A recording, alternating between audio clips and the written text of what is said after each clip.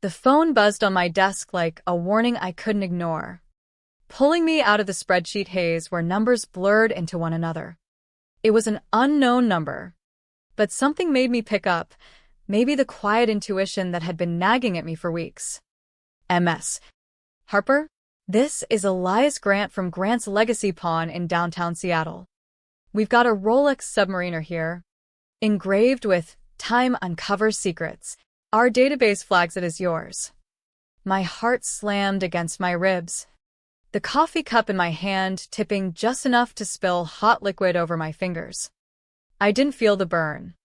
"That can't be right," I whispered, my voice cracking as I yanked open the bottom drawer of my desk. The leather case stared back at me, empty, like a gut punch. That watch, Dad's last gift before the leukemia claimed him 3 years ago. He'd slipped it onto my wrist in that sterile hospital room. His hands frail, but his grip firm. "This'll keep ticking when I can't, Emily," he'd said, his voice a rasp of pain and love. "Remember? Time uncovers secrets." I barely registered hanging up before I was grabbing my keys, the office spinning around me. How? That drawer was always locked, the watch only coming out for board meetings when I needed a piece of him with me. By the time I got home, fury had replaced the shock, bubbling slow like a pot about to boil over. Alex was sprawled on the living room couch, feet up on the coffee table Dad had built with his own hands, scrolling through his phone like the world owed him everything. My mom had married Mark 8 months after Dad passed, too soon. But grief hits everyone different. Right? With Mark came Alex, his 28-year-old son, full of big dreams about some tech startup that never seemed to launch. Temporary, Mom had promised when he moved in. That was 2 years ago. I'd crashed back here 5 months back after my condo lease ended, saving for a house down payment. Temporary for me too, or so I thought. "You broke into my room," I said, my voice low but steady, like the calm before thunder. "You took Dad's watch." Alex didn't even look up at first, just smirked. Chill. Eminencia. It was just sitting there. Dad needed seed money for the venture. Dad? He meant Mark. But the word twisted like a knife. "That was my father's. Not yours to pawn." He finally set his phone down, stretching like he had all the time in the world. "Look, it funded a real shot at something big. Investors are lining up. That old thing's actually useful now." My nails dug into my palms. "Where?" He shrugged. "Grant's Legacy. But don't sweat it, the deal's done. Got a solid 8 grand. Mom walked in then, drying her hands on a towel, her face pinching like I'd interrupted something trivial. "What's the yelling?" "Alex pawned Dad's Rolex," I said, waiting for the outrage. "The defense." Instead, she sighed. "Emily, it's an old watch. We're building something here. Mark and Alex's company could set us all up." The betrayal landed heavy, like lead in my chest. It was Dad's last gift. She patted Alex's arm. "And now it's helping the family. Don't be so selfish." I stared at them, these people who'd turned our home into their territory. Dad's photos replaced with Mark's golf trophies. His den now Alex's office. Every trace of John Harper fading like he never existed. That watch wasn't just metal and gears, it was him, whispering warnings I should have heard sooner. I stormed out, the door slamming behind me like a declaration. At Grant's, Elias met me with a nod, his face lined with years of seeing stories like mine. "Here's the ticket," he said, sliding it over. "Your stepbrother walked out with $8,000. Things worth triple that easy, vintage Rolex with provenance." I scanned the paper, and there it was, my signature. Looped and perfect. But not mine. Forged. He faked it. I breathed. Elias leaned in. "Figured as much. Pulled the footage if you need it." The video showed Alex sauntering in, handing over the watch like it was junk, signing with that cocky flair. My blood ran cold. That night at dinner, the tension simmered like oil in a hot pan. Mark and Alex clinked glasses of Dad's scotch, another thing they claimed, while Mom served them first. Me last. Like an afterthought. Productive day, Alex announced, smirking my way. Closed in on some funding. With my dad's watch? I asked. For covering. The room went still. Emily, Mom warned. We needed it. Mark's pitch is tomorrow. Mark chimed in. I drove him myself. Family pitches in. By forging my name? Mark's eyes narrowed. How'd you get in my room? Mom avoided my gaze. I lent him the key. For the family. The words hung there, damming up the hurt until it threatened to spill. Your savings look healthy, Mark added casually. Bank statements still come here. Ice trickled down my spine. They'd been watching. Waiting. This wasn't a home, it was a cage. I excused myself. The air outside cool against my burning face. My phone buzzed. Elias. Found something in the watch, a hidden note. Back at the shop. He handed me a folded paper from a secret compartment. Dad's handwriting. Box 312. Pacific Bank. Drill case bottom. Time uncovers secrets. Love. Dad. The note burned in my pocket like a secret flame, warming me through the chill of betrayal as I drove home that night. Dad had always been the planner. The one who thought 3 steps ahead. Even when cancer was eating him alive. I'd found the drill in the garage untouched. Thank God. And pried open the base. There, taped inside, Was the key. along with a faded photo. Me at 8.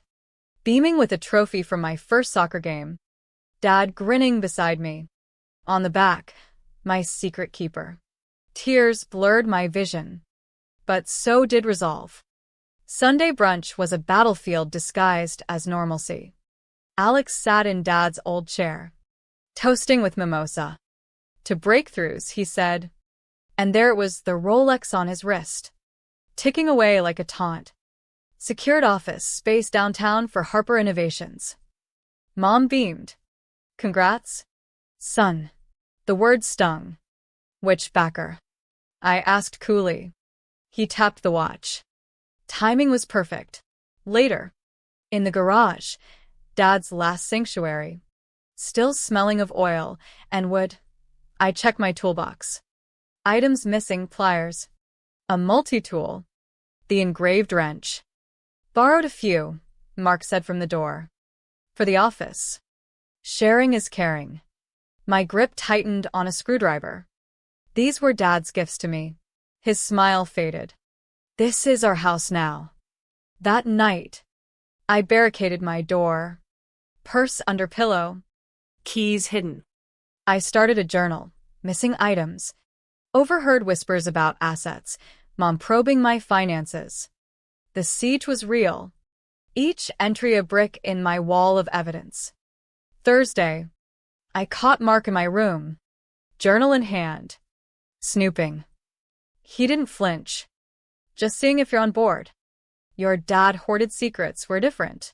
Something ignited. Dad saw through people like you. He gripped my arm. Watch yourself under my roof. I yanked free. Not yours much longer. Saturday. Back at Grant's.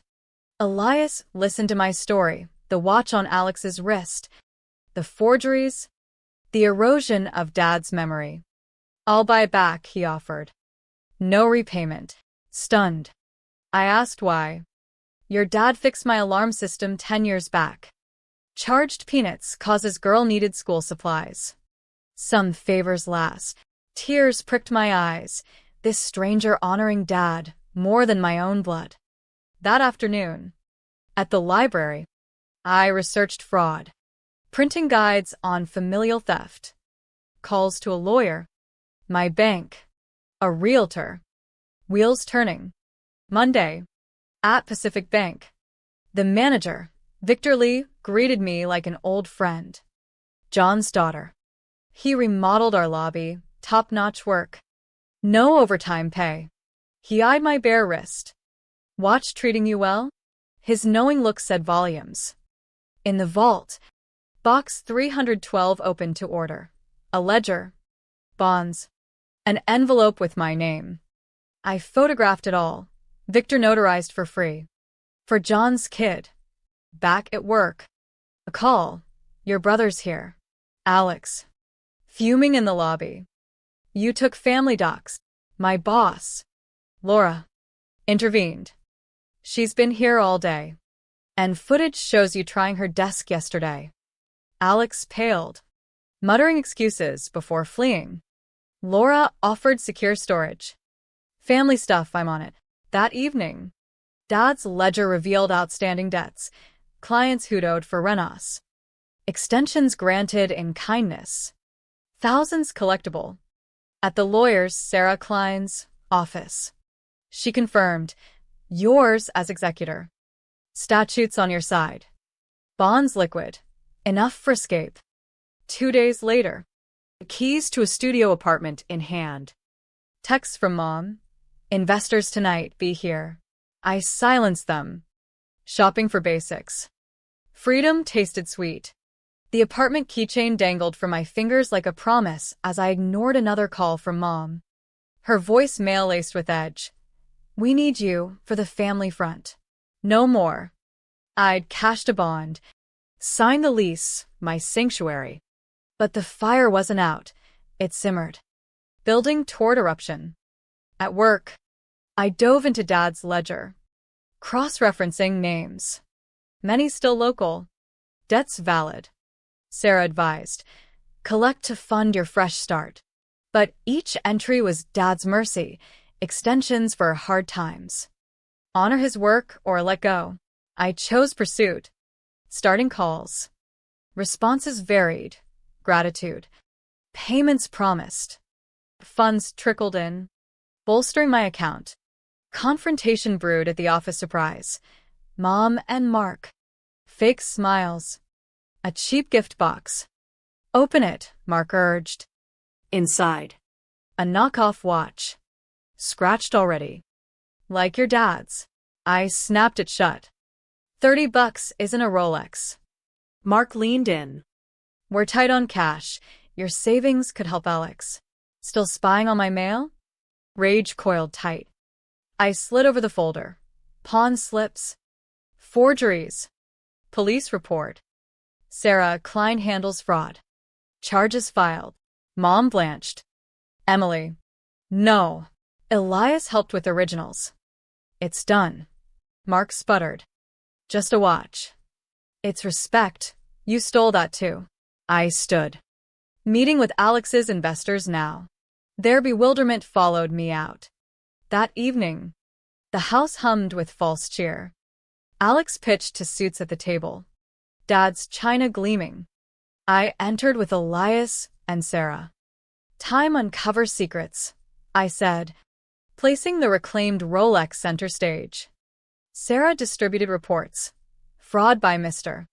Thompson. Forged sale. Investors balked. Character issues?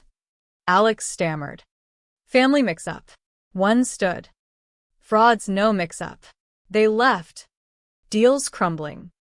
Mom clutched my arm. Tell them it's nothing. I pulled away. Family doesn't betray. Mark pointed. You ruined us. You started it. Days later. Voicemails flooded. Please. Accusations. I deleted.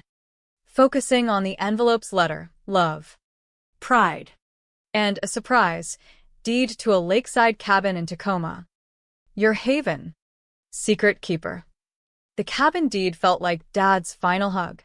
A hidden gem in his hometown woods, simple. But ours once. Before illness stole the joy. I smiled for the first time in ages. Packing quietly.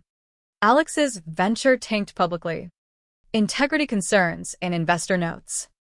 Mom's calls turned desperate. Selfish girl. No reply. 6 months on. My life reshaped. I'd collected ledger debts ethically. Funding Whitaker Financial, my firm. Blending Dad's ethics with my finance smarts. Sarah partnered, her law edge sharpening our advice. The office door chimed. Sunlight dancing on floors Dad would have approved.